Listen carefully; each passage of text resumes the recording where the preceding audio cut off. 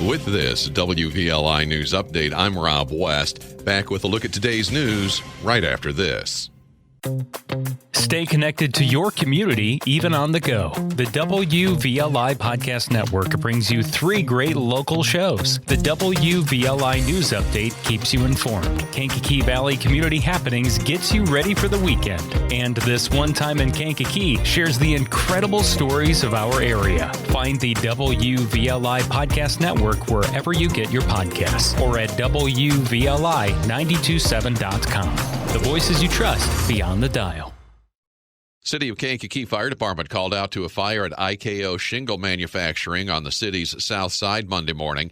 Jake Lamore has the story for us. Rob, Fire Chief Brian LaRoche says when they arrived around 10 Monday morning, they could see massive amounts of black smoke coming from a production module incinerator. The fire was contained to the incinerator and under control in about an hour. The situation was made worse, however, because of an oil leak from the pressurized line leading to the incinerator. Crews were able to contain the leak to a contaminant reservoir. 3 IKO employees were taken by ambulance to be checked for smoke inhalation. No other injuries were reported. Crews were on the scene for about 2 hours to fight the blaze, and multiple pieces of firefighting gear were damaged. There's no estimated dollar amount of damage caused to the IKO plant just yet. Luckily, there's no hazard concern to outside waterways or wildlife, but a cleanup crew was called in to help with cleanup measures. I'm Jake Lamore. Damage from the severe storms that blasted Indiana starting August the 11th could have a price tag of over $5 billion. Indiana Governor Mike Braun has sent a request for President Trump to expedite a major disaster declaration after 54 counties sustained damage. At least 3 tornadoes were confirmed, 8 people killed. Braun said he's hoping the declaration can be made quickly. Bradley Village trustees last night passed a resolution awarding a contract for roof repairs to village buildings for the March 10th severe weather. The village got 2 bids, ultimately went to Langlois Roofing in the amount of a little over $528,000. Finance Director Robert Romo. There was 2 bids on the repairs for various buildings around Village, with the Public Works building being the largest building of those. Romo also said this should be the last roofing repair from the March 10th storms for the village. We have the name now of the woman who was shot and killed over the weekend at an antique store in rural Lowell, Indiana. Lake County, Indiana Coroner's Office identifies the victim as 56-year-old Robin Myers of DeMott. Lake County, Indiana Sheriff's Police, along with the Indiana State Police, called to the antique store shortly after 7 o'clock Saturday night for a report of shots fired. When they got there, they found Myers had been shot to death. Her 24-year-old daughter had been wounded by gunfire. The daughter taken to a Chicago hospital to be treated for the wound. A 62-year-old man believed to have been responsible for the shooting later took his own life. He was identified as Jeffrey Smith of Cudahy, Wisconsin. The Lake County Coroner's Office says they're still trying to find the next of kin for him. Anyone with information asked to contact their office. Kankakee City Police, investigating after a girl showed up at the police station Sunday, said that she and a friend had been jumped and beaten while walking in the 100 block of South 8th Avenue. According to reports, the girl said that she and a friend were walking toward Alpiner Park when 2 people that they knew approached them and started a fight. City police say they called the girl's mother, said she'd be taking her daughter to the hospital to be checked out. Police continue to investigate. During last night's Bradley Village Board meeting, trustees passed a resolution that awards a contract for sewer cleaning work. The village got 4 bids for the project, ultimately awarding it to Her Construction out of Goodfield for just under $275,000. Public Works Director Jeff Meeker talks about the work to be done. Basically what they do is they clean the sewers up to 95%, and then they camera them, and then either next year or the following year, that's when we go in and see where everything's rated from 1 to 5. 5 being the worst, 1 being the best, and then that's when they start to go back in and start either replacing the sewers or put the plastic lining inside of them. Meeker says the project includes the area from Kennedy Drive to the railroad tracks, Broadway to North Street, and Evergreen Acres. Kankakee City Police say the 62-year-old woman reported missing from a group home has been found safe. In a Facebook post, city police say Evelyn Alexander was found safe and is no longer missing. City police called to the group home just after 5:30 Saturday night by an employee at the home who said Alexander had wandered away and may be in danger. City police thank everyone for their assistance for safely locating her. No details provided of exactly where Alexander was. They just say that she was found safe. 7 first responders honored at last night's Bradley Village Board meeting for their actions during a recent call. On August the 8th, an ambulance crew called to a report of an employee down at a local restaurant for a possible seizure.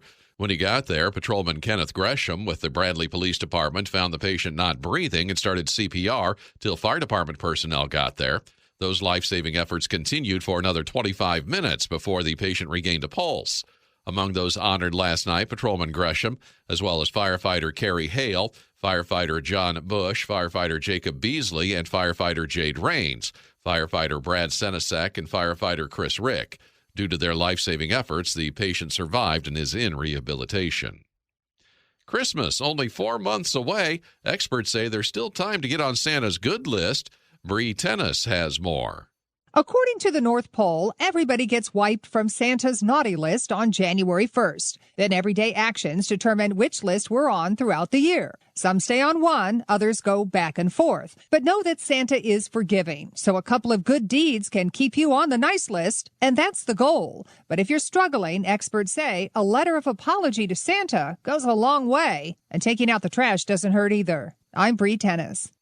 Kankakee City Police looking for 2 women after they were allegedly part of a fight with some juveniles in Pembroke Township over the weekend.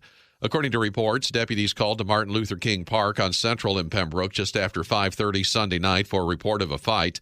When they got there, they found some 40 people actively fighting. The fight broke up as deputies arrived. Officers reportedly were told that 2 women in their 30s had been antagonizing a juvenile in the park, then started to beat her. One of the teens was taken to the hospital for treatment of injuries sustained in the fight. Deputies are looking for the 2 women. Kankakee County Clerk Dan Hendrickson warns you not to open any email you get that looks like it comes from his office. Apparently, there's an email making the rounds with "Your county clerk can't confirm registration" in the regarding section, requesting the recipient to open a link to confirm the registration. Hendrickson says the email is a phishing scheme and warns you not to click on the link. County Clerk's office says that they will only communicate with you about voter registration through the U.S. mail. They say that you can contact their office if you have any questions. During last night's village board meeting, Bradley trustees voted to hire Liz Brown Reeves Consulting to act as a lobbyist for the village in Springfield. Village of Bradley Finance Director Rob Romo tells us more. So Liz Brown Reeves does consulting based out of Springfield. And as we're putting together grant applications, looking for star bonds, and trying to work with different agencies to get the water park built, such as IDPH and everything like that, she has not only herself, but employees of hers who are kind of locked in with not only elected officials in Springfield, but also a lot of the workers and managers out there too. So as we need help to kind of get this moving along, she could go there and grease the wheels and lobby for us. The lobbyist will cost the village about $6,000 a month. In sports, Cubs won Monday. Sox lost. The Cards had the day off. Cubs beat the Diamondbacks 7-0 in Phoenix. That series continues tonight. Sox lost 11-2 to the Rangers in Chicago. Same 2 teams there tonight. St. Louis Cardinals start a series at home against the Orioles tonight. The Sky at the Sun tonight. Chicago Fire FC take on Monterey tonight in League's Cup quarterfinal play. And the Bears wrap up the preseason this Saturday as they take on the Tennessee Titans in Nashville. That is a check of news and sports here on this Tuesday. Have a good rest of your day. Be safe, everybody. I'm Rob West. In honor of my grandfather, Franklin Weber's recent passing, we're revisiting the pilot episode of This One Time in Kankakee. This one time in Kankakee, I was run over with a tractor. Featuring unreleased audio and new details, it's the story of a father's sacrifice that brought my grandfather 93 beautiful years. Listen now on Apple Podcasts, Spotify, YouTube, or wherever you get your podcasts.